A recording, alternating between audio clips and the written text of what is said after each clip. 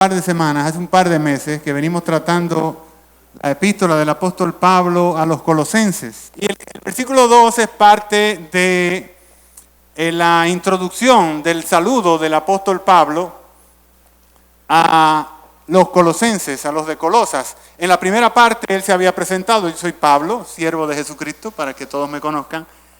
Y voy a escribir esto que le estoy enviando a los santos y fieles hermanos que están en Colosas. Hasta ahí lo dejamos. La última vez que estuvimos viendo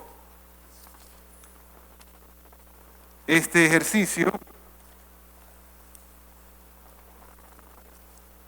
lo dejamos hasta esa parte. Ahora nos toca la segunda parte de este segundo versículo, y lo principal es traerlo, como les había dicho, que lo veamos en griego.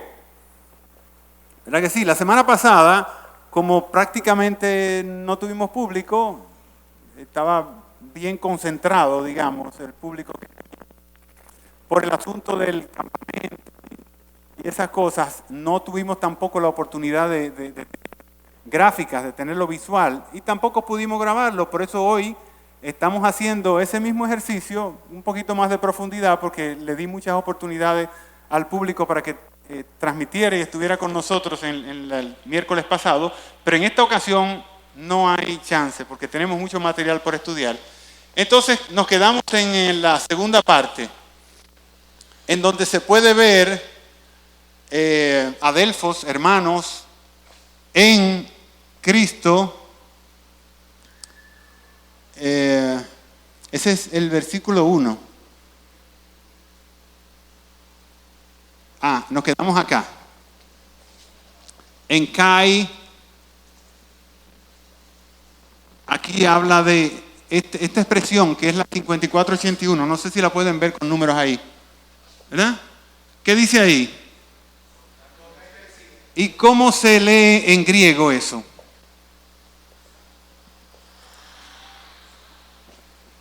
No, la X suena sh, suena como cri, así que cris con X. ¿Cómo diría ahí? Ahí va, ¿cómo va? No, charis, la ro, el charis, de donde viene carisma, de donde viene carismático, don, que es un carisma, un don que alguien puede tener. Y decíamos la semana pasada, como también vamos a discutirlo en el día de hoy, que eso a lo que se refiere es a regalo. Dice aquí, bondad inmerecida. Ahí está, perfecto. Charis, esa es la ro. La A está bastante clara, y la S, ¿verdad? Se ve clarito. Alfa, chi, que es sería como ustedes han visto Javier, que se escribe con X y también se escribe con J.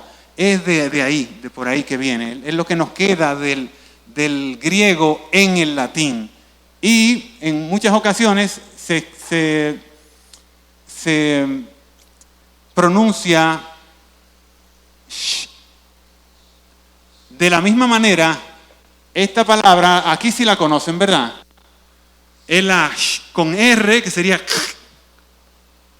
Cristos, ¿verdad? Y lo traducen como ungido. Por eso que quería que lo vieran físicamente, para que vieran que no hay muchas diferencias entre el español y el griego, aunque nosotros no venimos directamente del griego, sino del latín. Pero como quiera, si hacemos un estudio, aunque sea somero, nosotros toditos estamos en capacidad de estudiar un poquito de griego, siempre que no nos metamos con los tiempos y las conjugaciones verbales, que eso es un problema gigantesco. Hay que saber mucho español para llegarle al griego, ya ustedes saben, porque ahí es que está el problema. Pero esta palabra sí la podemos saber fácilmente. Christus, y ahí mismo sale la palabra charis. Ahora, tenemos que meternos en esto de la palabra charis. El apóstol Pablo desea gracia y paz. Es lo que desea, gracia y paz. Paz. Eso lo vamos a ver como dentro de 2 semanas, porque en el día de hoy y en la semana que viene vamos a trabajar con el asunto de la visión del apóstol Pablo de la palabra gracia. ¿Qué quería expresar el apóstol Pablo cuando dice gracia y paz a vosotros? Si nos vamos al diccionario de la Real Academia de la Lengua, aquí rápidamente nosotros debatimos eso hasta cierto punto la semana pasada con los que vinieron, pero vamos a ver lo que significa, lo que dice el diccionario de la Real Academia de la Lengua con relación a la palabra gracia. ¿Alguien tiene rápidamente algo que decir acerca de gracia? ¿Qué es gracia? Ya, eso fue lo que vimos ahí, ¿verdad? Inmerecida. Eso, tú tienes una reminiscencia de lo que acabas de leer. Pero ¿en qué otra acepción, es como se dice en español, en qué otra acepción usamos la palabra gracia? ¿Qué es gracia? Sí, pero olvídate de lo de regalo. ¿En qué otra expresión tú usas la palabra gracia? Gracia y salvación, eso es lindísimo lo que tú acabas de decir.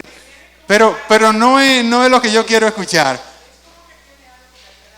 Atractivo, ¿verdad que sí? Porque cuando alguien tiene gracia o alguien me hizo gracia en español es porque tiene algo dentro de él que es atractivo, que es bonito. ¿Tú querías darnos otra acepción de la palabra gracia? Antes de que nos metamos al diccionario para ver todas las vertientes que tiene en español esa palabra.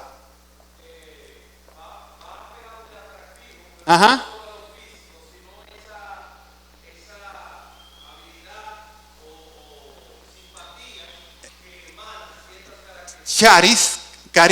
Carisma, es eso, lo que está definiendo mi hermano es también carisma. Dime además, ¿qué otra palabra, qué otra acepción tenemos?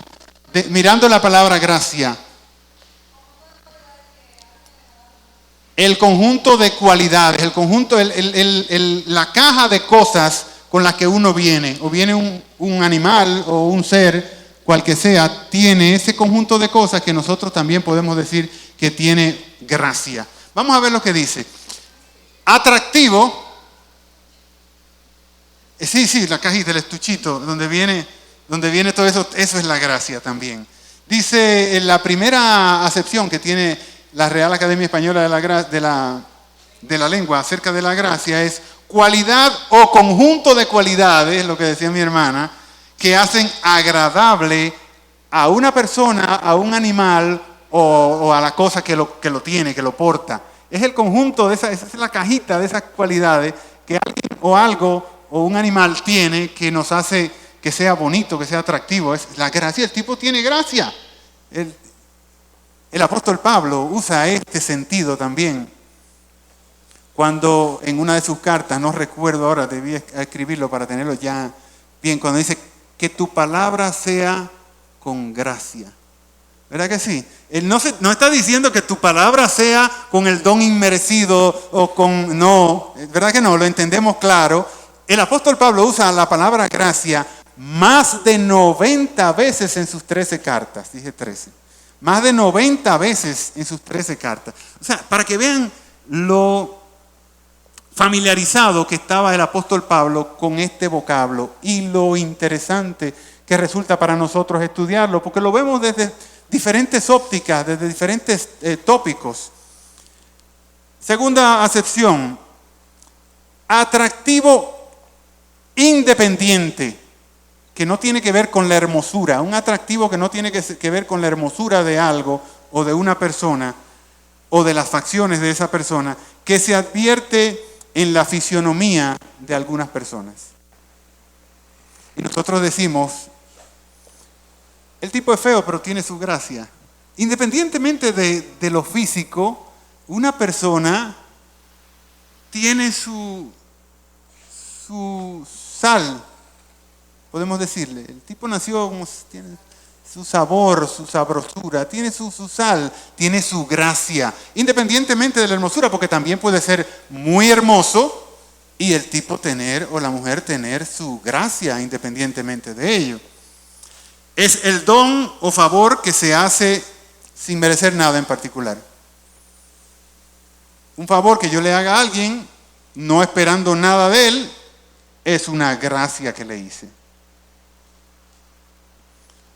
perdón o indulto, lo hemos visto muchísimas veces. Los reyes le cedían a un preso en particular. ¿Qué era lo que le cedían? Cuando hacían la libertad de esa persona. ¿Cómo se llama eso? Le cedían una gracia. Les daban la gracia de poder salir. Y eso en papel, en español, se llama gracia también. No tiene nada que ver con aquel don inmerecido o con que el tipo fuera buen mozo o que tuviera una gracia, sino que le salía al emperador, al rey, al monarca, al que sea, dar ese indulto. Y ese indulto era una gracia, es el nombre que tenía. El nombre que tenía, ahora no se usa mucho eso, pero yo recuerdo que en la época de Balaguer solía dar una gracia a ciertas personas, normalmente presos de mucho tiempo, presos de 20 años, de 15 años. Entonces, en las Navidades, nosotros decíamos, los soltaron por gracia. O sea, que el término también en español está bastante claro. La misma potestad, el poder de dar esos indultos, nosotros también le decimos, el monarca, el presidente o lo que sea, tiene la gracia, porque ese poder también se llama gracia. Otra acepción tiene que ver con el buen trato de las personas. Cuando una persona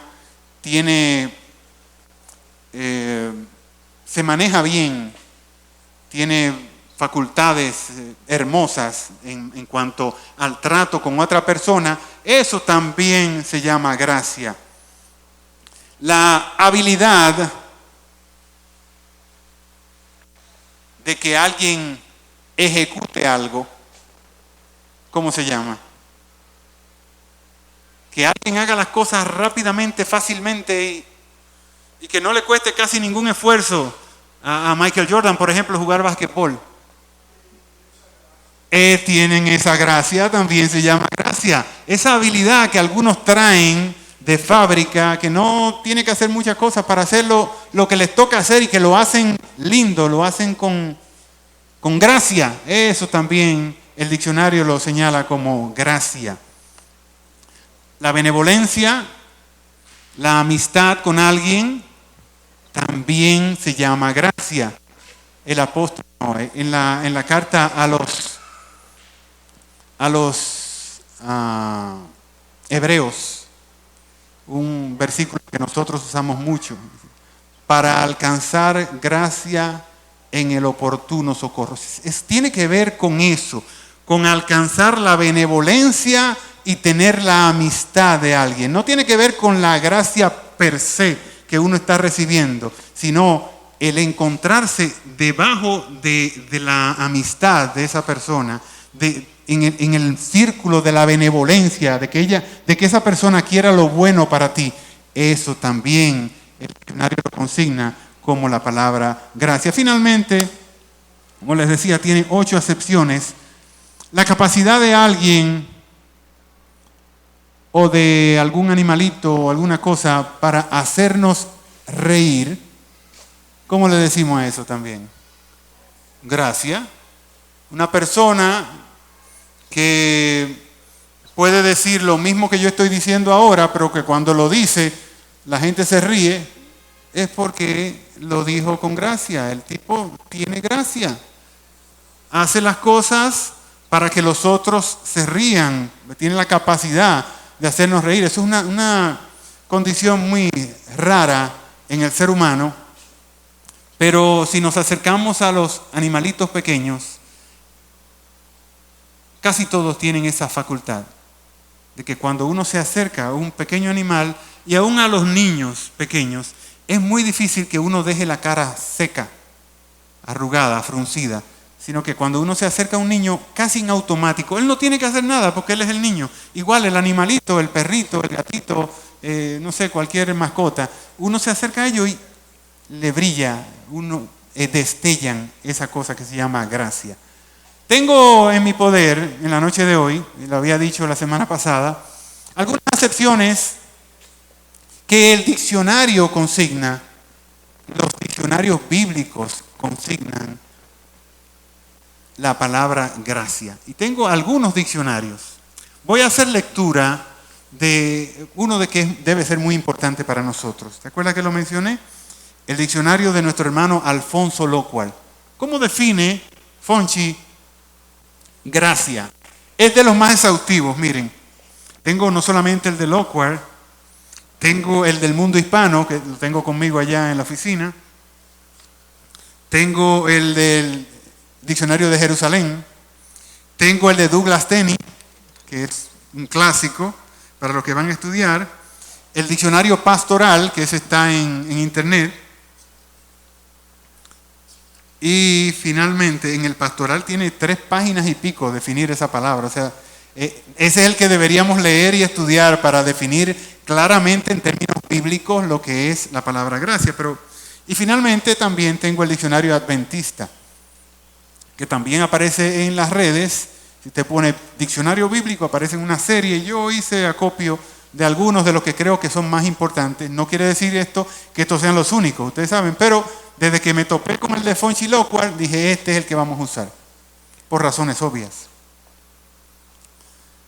Dice Fonchi alrededor de esa palabra, gracia, que la estudia no solamente, nosotros vamos a estudiar efectivamente desde el punto de vista del apóstol Pablo, de lo que es la concepción paulina, porque fue Pablo que escribió la carta a los Colosenses, de esta palabra gracia, pero el diccionario de Fonchi lo abarca todo, tanto el Antiguo Testamento, las veces que aparece y todas esas cosas, como en el Nuevo Testamento. Y aquí viene, palabra que encierra varios significados en los que todos están relacionados con la idea de un favor, benevolencia, agradecimiento o beneficio. Cuando nos metamos a la carta del apóstol Pablo, vamos a ver esa visión que tiene, y tiene cargada al menos 3 de esas 5 acepciones que Fonchi Locual denota aquí. El término griego charis, dice Alfonso Locual, de donde viene la palabra carismático, quiere decir un don otorgado e inmerecido. Eso lo vimos desde la propia traducción que teníamos acá del griego en la interlineal. Las palabras hebreas que más se acercan al concepto charis del Antiguo Testamento son 3. H-E-N, o sea, gen, o chen, tanto se puede pronunciar de una manera como de la otra. La palabra H-E-S-E-D, o Hesed, como la leeríamos nosotros, que también se puede pronunciar Chesed, que lo consigna también, y la palabra Ratzon. En cualquiera de los casos de estas palabras, nos dice Fonchi, que no son exactamente lo mismo. Las palabras en hebreo se acercan al significado de charis que presenta el griego, pero en ningún caso son completamente iguales. No hay pues una traducción literal exacta entre el griego y el hebreo para esta palabra. Gen o shen da la connotación de ser acepto sin aún merecerlo. De otra manera, hem lo que significa es te acepto por benevolencia, porque quiero mostrarte una facción de mi bien. Así, en Éxodos 33:13, dice que en medio de una generación pervertida, Noé halló gracia ante los ojos de Jehová. Esa es puramente lo que quiere decir la palabra gen. También el mismo Noé le dice al Señor, ahora pues, si he hallado gracia en tus ojos, te ruego que me muestres ahora tu camino para que yo te conozca y halle gracia ante tus ojos. Y mira que esta gente es pueblo tuyo. La idea de este término transmite es una superación de la distancia entre aquel que es poderoso y otro que es débil. De uno que tiene la iniciativa de hacer el bien y otro que solamente recibe el bien por esa gracia, por ese shen o por ese gen que lo está impartiendo. La segunda palabra que estudia nuestro hermano Lockhart es la palabra Hesed o Chesed, que generalmente se traduce como misericordia. En porciones como en Génesis 39:21 se ve claramente la aplicación de esta palabra. Pero Jehová estaba con José y le extendió su misericordia y le dio gracia en los ojos del jefe de la cárcel. Esto es cuando José está preso, está en la cárcel. José no era un portento, pero José llegó a ser el jefe de la cárcel. Los que estaban en la responsabilidad de cuidar a José dejaron que José cuidara a los otros. ¿Merecía José esto? No, pero Dios puso ese don en José que los que estaban sobre él, al poner los ojos sobre José, vieron que José tenía la capacidad de hacer su trabajo y de hacerlo de buena manera. Eso es misericordia. Aun cuando yo no tenga méritos o cuando lo que me toque sea estar preso como todos los otros, en el caso de José, yo voy a ser como el carcelero de todos los otros. ¿Le tocaba a José ser el carcelero estando preso y mal preso por el asunto de Potifar? Evidentemente que no, que lo que le tocaba era la prisión como a los otros, el escarnio, el maltrato. En otras porciones, aunque no se utilizan estos términos hebreos, la idea siempre está presente.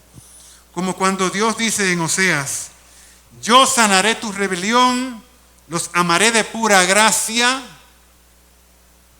Está hablando de qué es lo que están haciendo los hebreos en ese momento.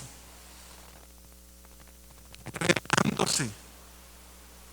Y él dice, yo sanaré tu rebelión. Y al que se revela, ¿qué es lo que le toca? Castigo. Y él dice, yo sanaré tu rebelión, los amaré de pura gracia. Y eso pasó, efectivamente eso pasó. Lo querré a todos ustedes sin que ninguno de ustedes merezca que yo los quiera. ¿Les recuerda algo eso? Bueno, debe recordarle nuestra condición, la condición que tenemos todos nosotros, de que somos enemigos de Dios. Hemos volteado la cara a Dios. Y aún así, Él demuestra su amor para con nosotros, en que nosotros siendo pecadores, lo que nos toca es la muerte eterna, la separación. Cristo murió por nosotros.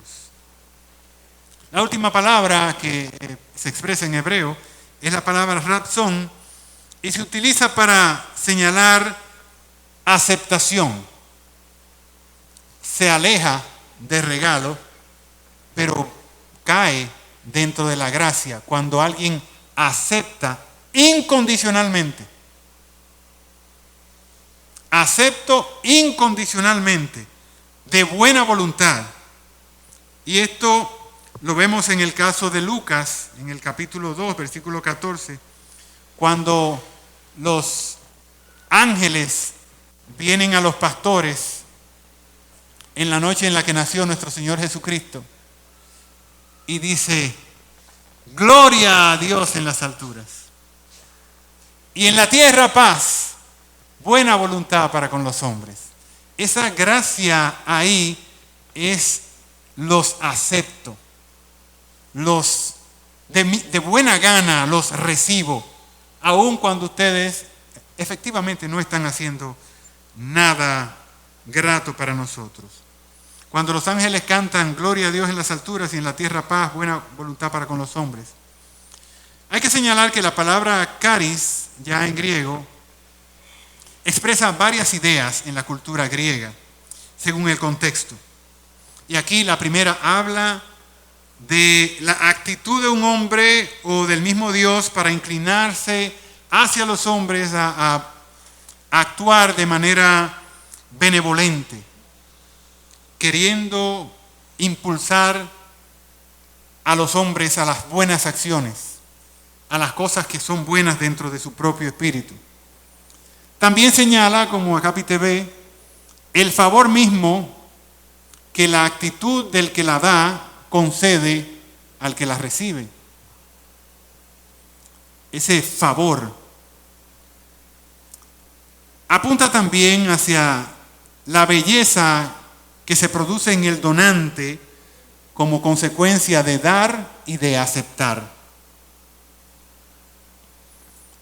Hay que recordar que la palabra griega en sus orígenes está relacionada con los personajes mitológicos llamados las gracias. Y en el caso de otra palabra que vamos a ver más adelante, que es la palabra paz, también tiene sus orígenes en el panteón griego. Hay una diosa que es la diosa paz, que tiene que ver con la raíz de esa expresión en el griego.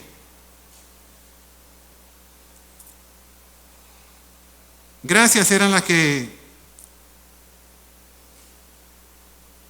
le ponían a los hombres, era como las musas, para decirlo así.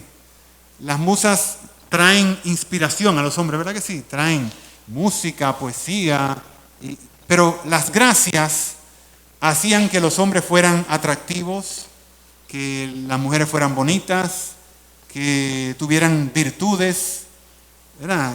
Para que tengamos el contexto completo de qué es lo que significa esa palabra. En el Nuevo Testamento, esa palabra charis aparece 136 veces en la Reina Valera del 60.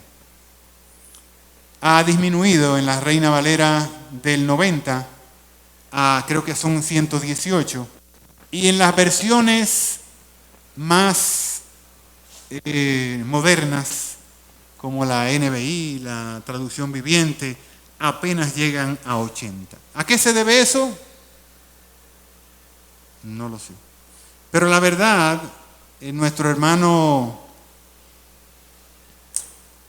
el hermano de Iliana, Franklin Álvarez, discúlpeme doctor, el hermano Franklin Álvarez tiene un libro acerca de las doctrinas de la gracia y cómo ha sido vilipendiada, y hay un parrafito que tiene que ver con esto de cómo estamos empujando, inclusive hasta fuera de la Biblia, como les acabo de decir, la palabra gracia. La estamos cambiando por algunas otras cosas y poniendo, pero realmente estamos traduciendo lo mismo, la palabra charis. Y yo entiendo que si traducimos la palabra charis y en el griego aparece como charis, deberíamos traducirlo como gracia. Pero la verdad estamos relegándola cada vez más. El apóstol usa el término para expresar el concepto de acción decisiva de Dios que realizó al buscar la salvación del hombre por medio de la encarnación y la muerte de su Hijo. Decía mi hermano Fermín, cuando empezamos a dilucidar este asunto de la palabra gracia, que gracia es salvación. Y no hay una verdad más grande que esa.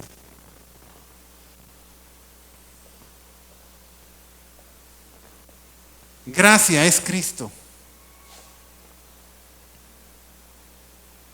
O Cristo es gracia. ¿Y cuál es el nombre de Cristo en hebreo? Ay, no me vayan a quedar mal hoy. Dame. ¿Cuál es Yeshua? ¿Qué significa? Salvación, Salvador. O sea que está todo girando alrededor de Cristo. Eso es maravilloso. Yo descubrí eso hace poquito, por eso que me emociono. Porque veo que dentro de la palabra gracia está salvación, que está Cristo ahí mismo. Todo es exactamente lo mismo. Es una maravilla esto. Si lo buscamos con profundidad, vamos a encontrar a Cristo dentro de la misma palabra charis. Sale Salvador, sale salvación. Todo es sinónimo. Todo tiene que ver con la acción de Dios a enviar a su Hijo, el Salvador, el Cristo, porque aquí lo hemos visto en griego. Christus, como lo vimos, pero es Yeshua, que en hebreo es Salvador. Es maravilloso desde mi óptica. Por medio de este concepto lo contrapone el apóstol al del intento humano de buscar la salvación por medio de las obras de la ley. La ley no podía, no permitía que nosotros pudiésemos cumplir con las demandas del Dios Santo. No hay manera. Pero Él, en su conciencia infinita, desde antes de la fundación del mundo, o como dice nuestro libro, desde la eternidad pasada, ya había propuesto este plan en el que su propio Hijo venía a redimirnos. ¿Y todo esto basado en qué? En la gracia de un Dios que ama. Donde amor ahora y gracia se conjugan en la misma palabra. Maravilloso. El resultado, para seguir leyendo la definición de nuestro hermano von Schillocher, el resultado final siempre apunta a enfatizar que la salvación es obra de Dios y que por la iniciativa de Él no puede surgir del hombre que está, como dice Romanos, muerto en sus delitos y pecados. Aquí hay una partecita que vamos a profundizar un poquito más adelante también, que debemos enfatizar cuando hablamos de la visión del apóstol Pablo acerca de la gracia, que no se circunscribe a la salvación, porque nosotros hemos dicho que gracia es salvación, pero no está circunscrita solamente a salvación. Si leemos Tito capítulo 2, versículos del 11 al 13, no lo lean ahora, que ya casi estamos terminando y no quiero que nos perdamos en eso. Dice, porque la gracia de Dios se ha manifestado para salvación de todos los hombres. Y si seguimos leyendo, no solamente la gracia de Dios se manifestó para salvación, sino que nos da las herramientas para que venzamos el pecado, que es lo que nos puede traer a perdición. No se limita a salvarnos, sino que también nos provee esa misma gracia de todas las herramientas que nosotros necesitamos para permanecer dentro de la misma gracia. La gracia nos da gracia para estar en la gracia.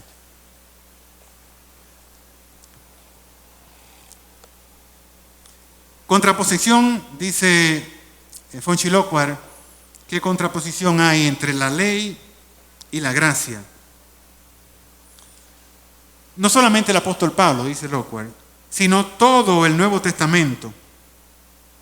Juan la introduce al principio de su evangelio. Y eso sí deberíamos leerlo. Juan usa en algunas ocasiones, en varias ocasiones, la palabra gracia. Y nos da, como pescador que era el apóstol Juan. ¿Ustedes recuerdan la conversión de Juan? Fue bajando de las barcas. De manera que Juan era un pescador y hablaba en el lenguaje de los pescadores. Y en el capítulo 1 de su evangelio usa una expresión muy propia de los navegantes.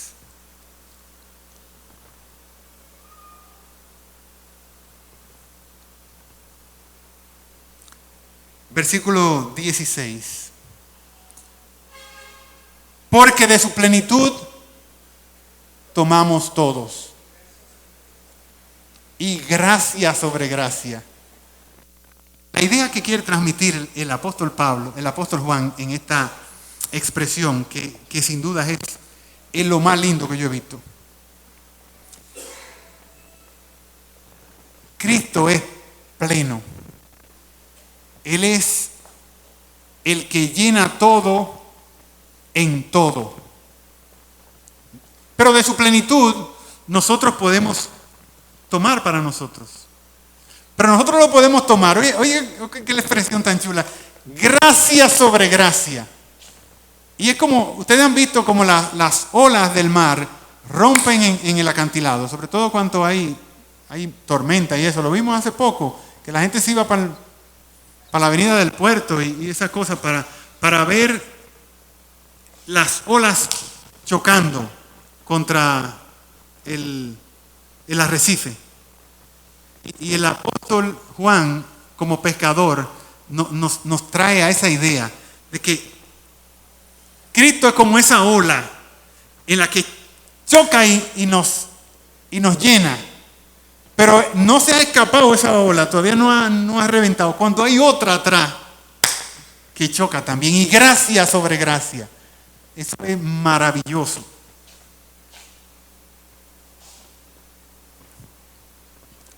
Inmediatamente después hace el apóstol Juan una contraposición con la ley, el versículo 17. Pues la ley por medio de Moisés fue dada, pero la gracia y la verdad vinieron por medio de Jesucristo. Hay una evidente y clara contraposición entre uno y otro. Pero lo que trae el hermano Lockhart acá, que es digno de leerse textualmente, dice, contraposición de la ley y la gracia. No es solamente del apóstol Pablo, sino de todo el Testamento. Juan lo introduce al principio de su evangelio. Juan 1:14, que fue anterior a lo que leímos. Pues por medio de la ley, por medio de Moisés fue dada, pero la gracia y la verdad vinieron por medio de Jesucristo. Y aquel verbo fue hecho carne y habitó entre nosotros. ¿Y qué? Y vimos su gloria. Gloria como del unigénito del Padre, lleno de gracia y de verdad. La gracia y la verdad vinieron por Jesucristo. Aunque Moisés sí tiene sus méritos de que trajo la ley y que la ley era un ayo para que nosotros pudiéramos caminar en alguna dirección.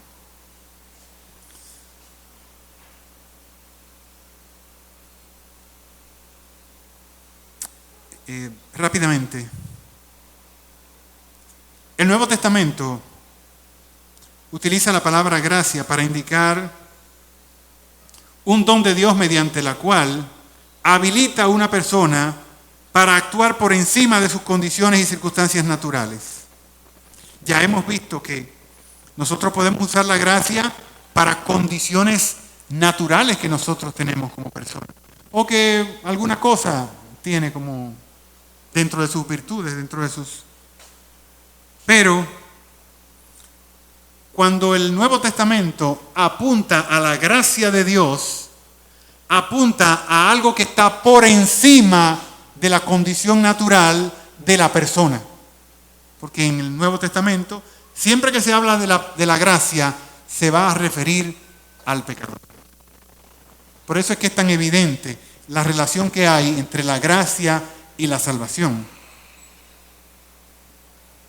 Así, aunque la condición sea flaqueza, Dios capacita al creyente para sobreponerse a ella y aún hacer cosas que no se supone que puedan salir de un origen tan débil. El apóstol Pablo confesaba que tenía un aguijón en su carne. ¿Y qué fue lo que Dios le reclamó? Bástate en mi gracia, porque mi poder se perfecciona en tu debilidad. Segunda de Corintios, capítulo 12, versículo 9. Y me ha dicho, bástate, que te baste mi gracia, es lo que le dijo el Señor al apóstol Pablo. Que te baste mi gracia, bástate mi gracia, porque mi poder se perfecciona en tu debilidad. Por tanto, de buena gana me gloriaré, dice el apóstol Pablo, más bien en mis debilidades, para que repose en mí el poder de Cristo Jesús. Hemos llegado a la hora, gracias a Dios. Para la próxima semana vamos a estudiar 3 aspectos de el discurso de Pablo que tienen que ver con su gracia. Y son gracia como manifestación del acercamiento que Dios hace hacia los humanos. Gracia como beneficios que deja esa salvación.